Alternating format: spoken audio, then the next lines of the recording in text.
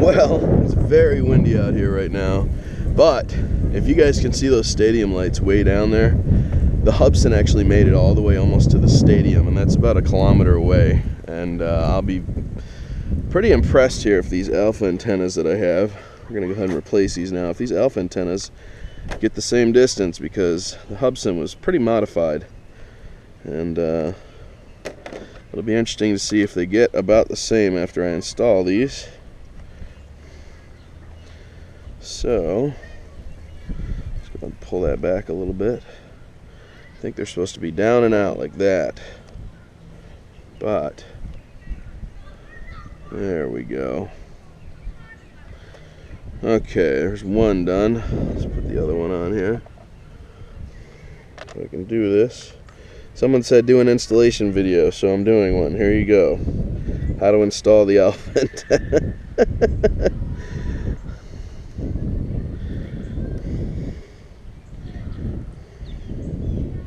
ALFA antennas are installed.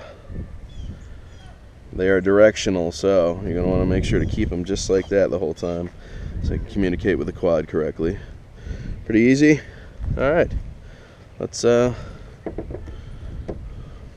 that looks good. Looks cool. Alright, stock antennas are off. Let's start booting things up here. I'm going to get out there by the end of the dock. I'll see you guys in a sec. Connection, yes we do. Let's go ahead and get this thing up in the air.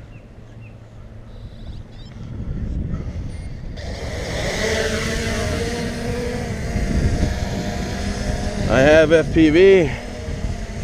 We're gonna straighten her out, start taking her up a ways.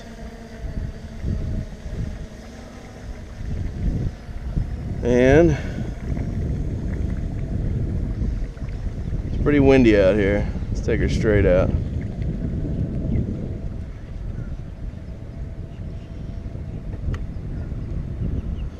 How we doing? Excellent.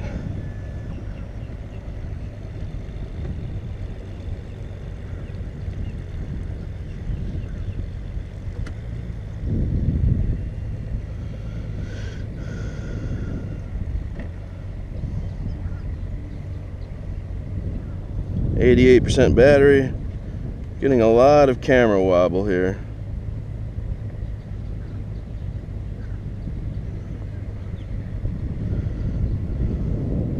She is 1,300 feet away, coming up on 1,400 feet. Still have perfect FPV. 1,500 feet. We're coming up on the first bend of the river here. Let's take her up a little higher. 85% battery. We're going to try to stick to the river here, guys. 2,000 feet. So we just passed the stock antenna mark and we still have perfect FPV. Getting a lot of camera wobble though. It's really unfortunate.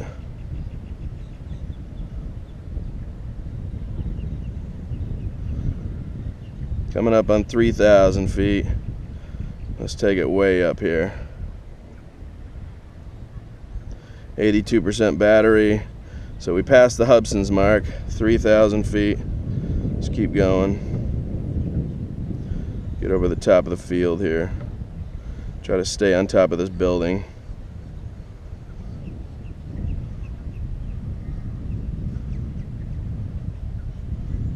Oh. Waiting to hear from Solo, and that's weird because I still have 2 bars.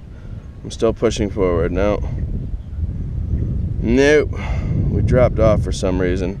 3,265 feet. Well, should be returning to home now. What's up, guys? Back at the house. So you noticed during that video there was tons of gimbal shake. I have tried everything. I've done all the stuff on the forums, the Facebook groups, all that stuff trying to fix that problem, and it's not. It only happens when I fly into the wind. It's happened every single time I've taken it out when it's windy. Anytime I fly into the wind, the gimbal shakes. So what I'm going to do, because it was only a $25 gimbal, is I'm going to go ahead and just order another one. I bought that one refurbished. I'm going to buy another refurb because it's kind of all they sell. But, you know, I can't, that gimbal shake is killing me. On its way back, it was going with the wind. You notice there was absolutely no gimbal shake. Going into the wind, it just gets hammered by the wind and it just gets tossed around real bad.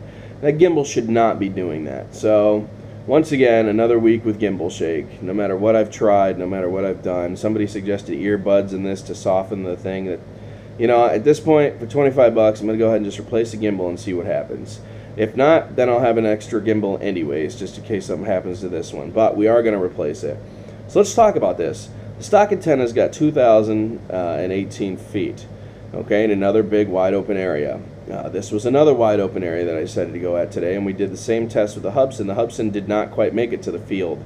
This was just shy of touching the field before it started its return home. So the Hubsan made it into the first part of the bend at the river, and that's, you know, I modified my H501S pretty heavily. And you know, that's really far. That's like 1,000 meters easily. So, you know, I had to have been coming up on like maybe, I don't know, I want to say, because when I was out there, I think it said like 11, I think I was maybe 1,100 meters with the Hubsan. I think that's what it was. I'll have to look back at the video. But anyways, it stopped at the bend, directly at the bend, and this went over the bend, off the water, onto a building, so it was almost at the field before I finally lost reception. What's really irritating me about it is that it said I still had 2 bars. So I don't know if that was just I on accident moved the controller, because I know these are directional, and I caused it to stop early. I may have to do this test again. We'll see. I'm going to try to pick a less windy day, because that footage came out horrible with the way the gimbal gets beat up by the wind. So I am definitely going to order a new gimbal. But the ALFA antennas did make an increase. Not by a ton, you know. Maybe I gained about another 1,200 feet having the ALFA antennas that I'm aware of right now. So that's test number 1. We will do that same test again, and this time I'll try to direct the antennas a little better towards the quad. But I keep forgetting their directional antennas as I go out further. They say you get 5,000 feet. I don't think I'm going to get 5,000 feet. That's pretty freaking far. But we'll see. Like I said, I'm always up for doing it again. So anyways, guys, first test, drone worship, and I'm out. Toodaloo.